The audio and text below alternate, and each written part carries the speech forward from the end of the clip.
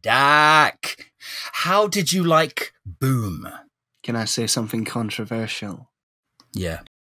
It's the first episode of RTD2 that I liked. What a start. Everyone's going to love that comment. Nobody liked that. My review of Boom is that my life had almost entirely fallen apart that week. So in a very bad way, I managed to watch Boom in 3 separate sittings. It's like it's a 45-minute episode, so you're like just popping in for 15 minutes at a time. Like Sammy wasn't doing too good. But I do know the core events of the story. I know the premise. What happens if Doctor Who stood on a fucking landmine? What if Ruby Sunday got trick scoped in the head? This is the sort of scenario we will be unpacking today.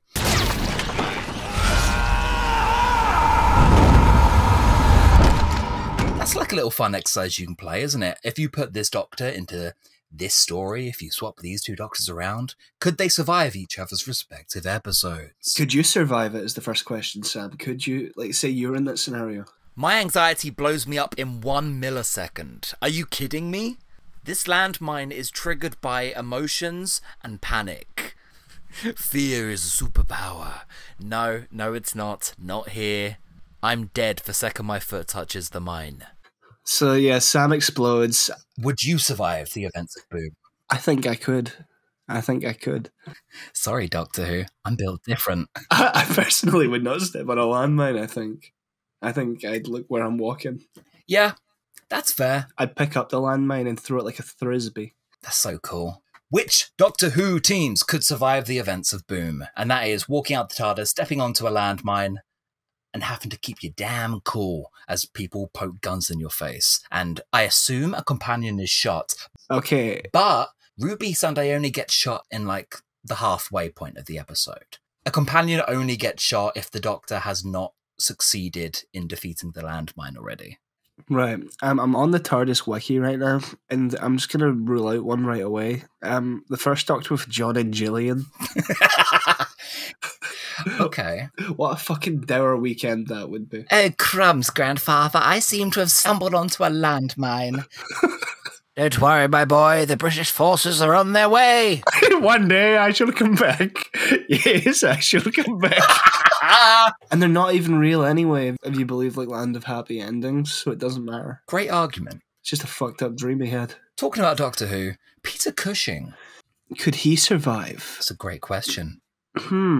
Would he step on it? I feel like it would be like Bernard Cribbins as the copper, and it would be like a funny joke sequence. It'd be a funny slapstick sequence where he eventually gets out of it, and then they wipe the sweat off their brow with a comedy slide whistle.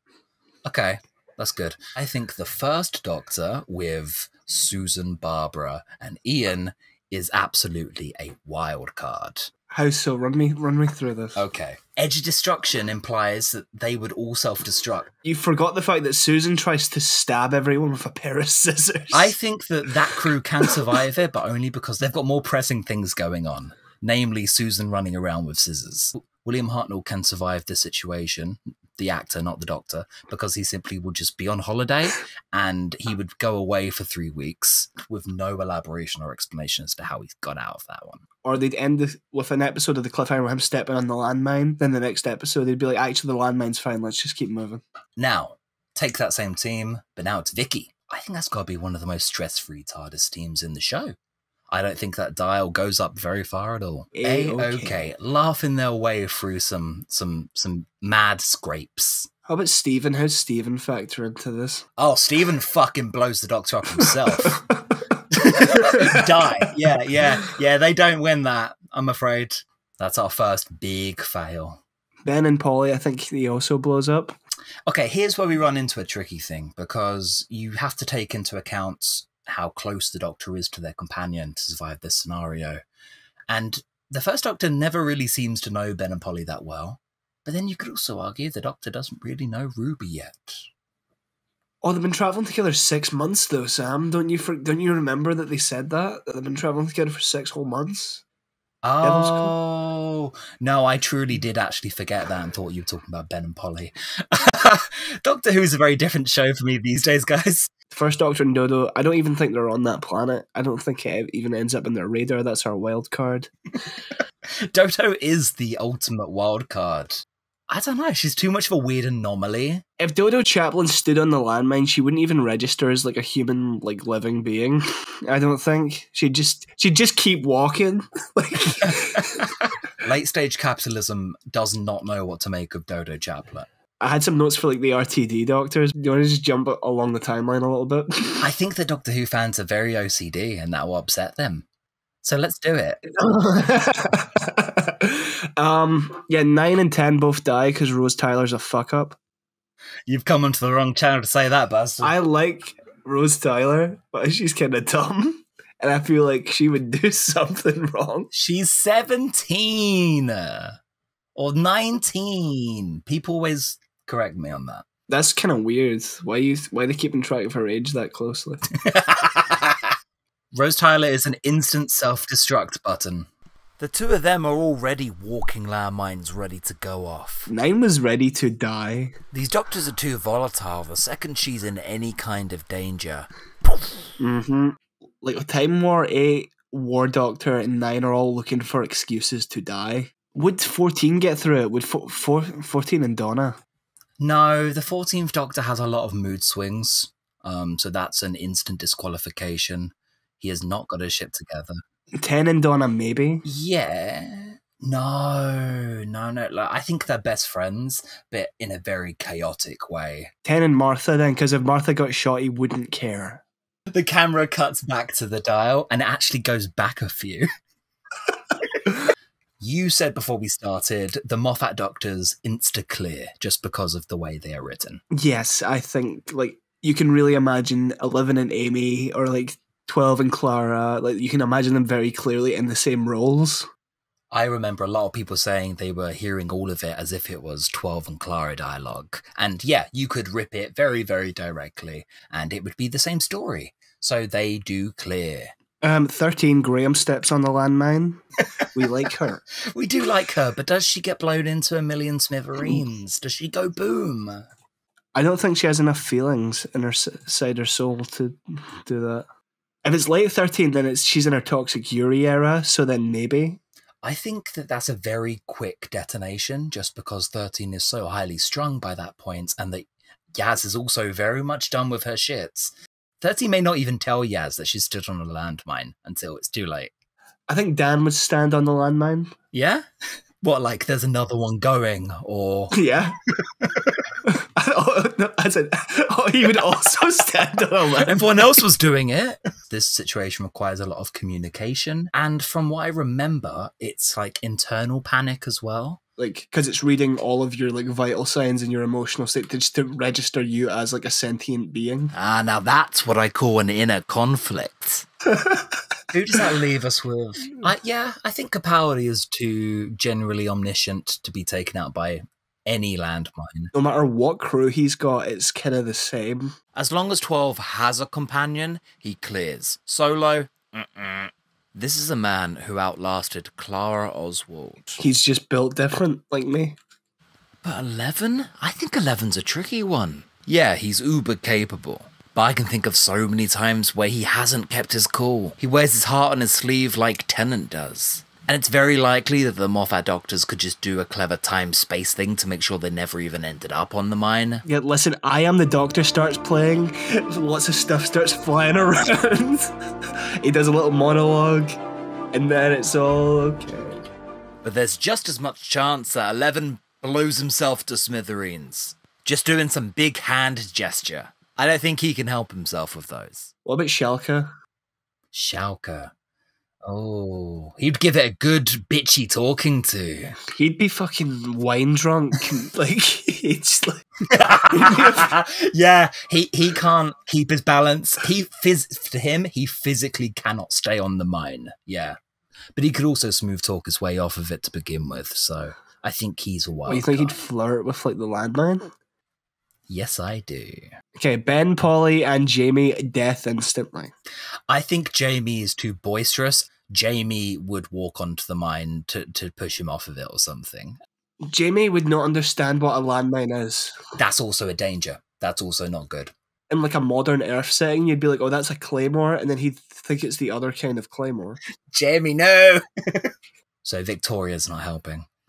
Well, actually, the main villain is a bunch of robots, really, when you get down to it. So there's nobody better. Yeah, the ambulances. Exactly. Most combinations with two could actually just defeat it in a very old school sci-fi way. You don't have to play games with it. You don't have to understand the system like Shooty does. There's no flowery quotes about hope and rain and snow. But what there is Zoe hacking into the mine and disabling it. That is true. Probably in like 10 seconds flat. And also then Jamie pulls out a sword and does like a Future Trunk style slashes through the ambulance, puts his sword back in, and the ambulance falls apart. Just so that he gets to feel like he helped. I feel like Third Doctor with Liz, is the Brigadier also there? There's a big question too. I'm not sure what he's bringing to the table, the Brig. He would just agitate the Doctor. Get him out of here. Throw him out in the cold. Don't give him his jacket. There would be a kind of whistle, a kind of frequency the Doctor could just... slow his heart rate to nothing. Yeah. He's just meditating. He's fine. Oh my God, you're so right. But the timer kicks in, remember. But the thing is, where do you go from there? He uses his ability of levitation. I was thinking the levitation. I'm thinking the levitation, but that would trigger the device, sadly. So would turning his body weight to 0. And his ability to just make things appear and disappear at will. Such as the landmine. I see where you're going with this. If he just did a magic trick where he threw it up his sleeve, we don't know where that goes. He just sends it to a Gallifreyan postbox like the Unabomber. Oh, why did you go straight to that? Because he's an eco-terrorist. We've completely thrown away the fact that some of the companions may or may not get shot. I think the classic show is too cold and detached. Also, even someone close to him like Joe. We've seen him learn about Joe's death before. It was Planet of the Daleks. Yeah. He moved on briskly. We see the Third Doctor in, say, Inferno. The second anything is slightly out of his control, he does sort of turn to shit. That is true. His solution in an actual crisis, or something that he considers a crisis for him, is running around going crazy, shouting at people and demanding that they do what he says. Yeah, but also when he loses a companion, he has a big sook and walks back to the car without saying bye. The beautiful composure of masculinity will save the Third Doctor. If Shooty is allowed a couple teardrops, actually more than a few, every episode, Shooty cries a lot over the course of Boom, and I think that water alone should be enough weight distribution to make the bomb go off, which means that 3 would be able to do it. He's using a Venusian ballad to make himself cry. We might just be overthinking this. So Sarah's still kind of new. I don't think Sarah could just solve the plot in the same way a Martha could or a Zoe could. Sarah's just a bit too headstrong to be useful in this scenario. Sarah could talk down the soldier at least. Sarah would not get shot. I agree. Add a certain Harry Sullivan to this list, and now we're getting somewhere. Landmine expert Harry Sullivan, there's no plot. He's fucking sorted. There's a track record. Yeah, it's like, you ever seen Wibsy? Huh? Use a landmine? I'm sorry, I'm still on the TARDIS team wiki page. The cat? Yeah, Wibsy the cat. Wibsy the cat's never disarmed a landmine. Leela would fuck it up a little bit. I'll say that. I think the Fourth Doctor can relay that information very, very quickly. And when I think of Tom Baker in a stressful situation, I think of him doing that hard whisper. He's fine. And 4 is weird and revolutionary enough, like Shooty, to come to the same conclusion, I think. Yeah, well, there is no war. But what if he starts feeling a bit sleepy? The Fourth Doctor can sometimes just get a bit sleepy. What if he gets a bit fed up with the story that he's in? What if he didn't like He just tries to walk out. He turns to the camera. He's like, I hate situations like these. How is Doctor Who going to get out of this one? Time's running out. Colin should have did that more. Hmm. Colin already does that a lot, but he should have did that every 5 seconds. The Sixth Doctor literally cannot go for a conversation without looking at something in the middle of the corner being paranoid. Huh? That's my day-to-day life. Okay, so Romana 1 and Romana 2. Now it's getting a bit vaguer. You've got K9 here. Is that not an instant solution? If he's been charged. I feel like they're also pretty chill. Could he get down into the crater without help? It depends whether they've left him. It can't even be a certainty that they've brought him out with them. Also, Romana as a wild card. If Romana just gets shot with an actual gun, I assume she regenerates and can just go back to the TARDIS and fetch the robot dog. Adric, Nissa, Tegan. There's no way. Again, it's like, how pissed off does 5 get with them? And that's when nothing's happening. Yeah, like just passively, like okay, like I support single mothers, but 5 isn't a good one. Which is a shame, because the 5th Doctor, if not for his personality defects and the horde of terrible children he keeps welcoming in, I think he's got all the tools at his disposal to do this. You've got Adric, the maths nerd. You've got Nissa, the fucking ice queen. Tegan. He's ready to say Braveheart, and that's it. Yeah, he loves saying that. That's his favourite thing. I think that him and Tegan actually do have a very calming dynamic. She is a character who can easily be like exaggerated by bad writers and annoying fans. Okay, so they're not calm enough people to survive this, but also, I don't know, I think that Tegan and 5 have a synergy. So you're saying get rid of Nissa and Adric and maybe... You've got to be tactical. You've got to be tactical. If he immediately goes, right, I cannot deal with these fucking kids. Adric, go hang out with the little girl over there. She's her dead dad or whatever. I think 5 could pull a win, but, you know, it's like 13. Is he feeling communicative today?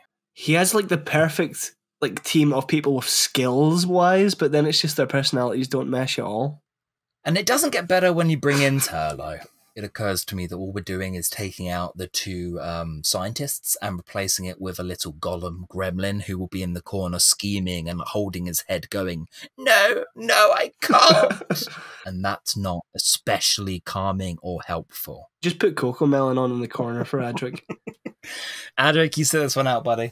If you want to do your fucked nerd thing, feel free. Also, on a serious note, 5 can be very detached and will swiftly move on and deal with pain later. He can dissociate for that entire adventure, and that will buy them some time. Does Chameleon change anything by being there? He could take on the form of the little girl's dad. That's not bad. For like no actual reason, just to be cruel. It's very out of character to come outside of the TARDIS, though. True. It could be a fun twist that Davison has just replaced himself with the chameleon. Could not be bothered. Sat that one out. On the whole, it's not looking good.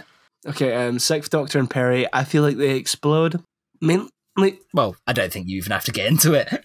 Yeah, like I feel like that's I don't think I need to explain myself. The Big Finish versions of them in their like later TARDIS career, that's still quite explosive as a duo.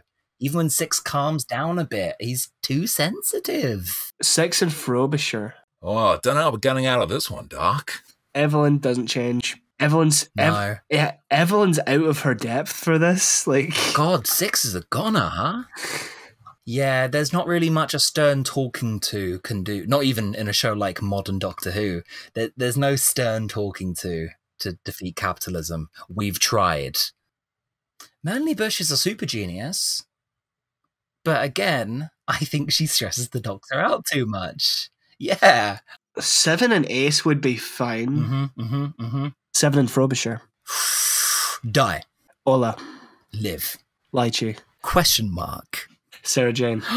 Die. Ace and Rain. Live. 7 and Benny. Wild card. Again, what's going on with their dynamic today? 7, Benny and Ace. Wild card. Benny, Chris and Roz. Who? Ace and Hex. Ooh. Can Hex remember who he is this week? Important question. And does it help? Because we know that young man, again, like we've said earlier, he's good in a scrap, he's a nurse. These are all things that he's expendable. We've learned this. The Seventh Doctor will be sad about it, but later, yeah, all of this points towards a pass. But then I think about Hex as a bit of a wild card himself. Hex can be a bit temperamental too.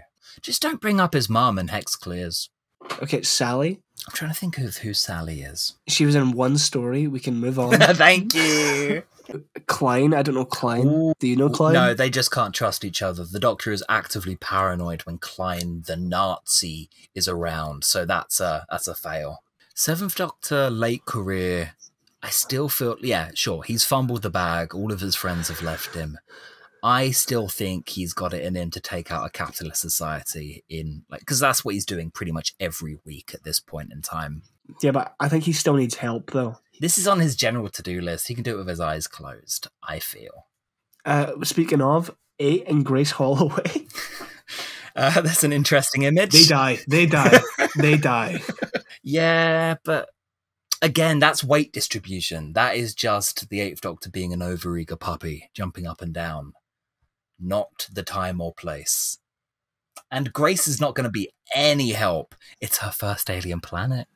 Fuck off. She's doing nothing. She's a medical professional, not a very good one. Okay, 8th Doctor and Stacey Townsend. Ooh.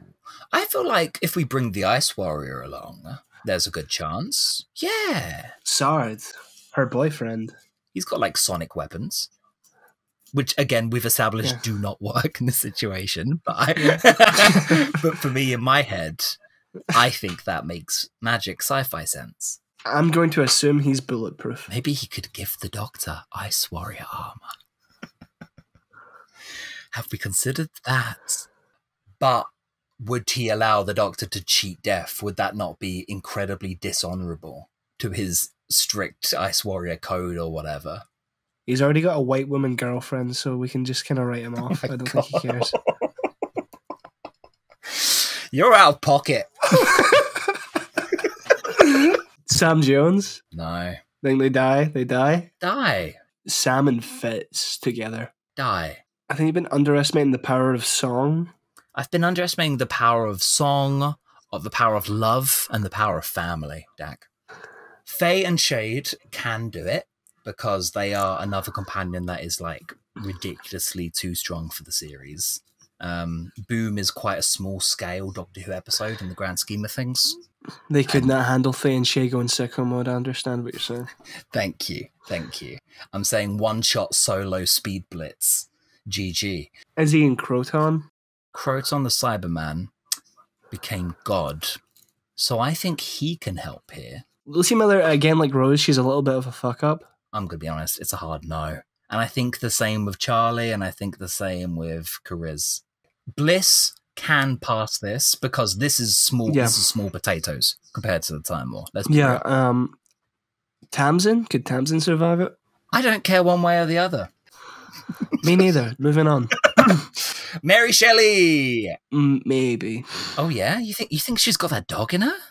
I think that Mary and 8 have to survive because, as the 13th Doctor told me, words matter. Save the poet, save the universe. I think because Mary Shelley's alive now, she survived that because this is real life. Yeah. Because Mary Shelley is alive, she can't have died. Real life is the real canon.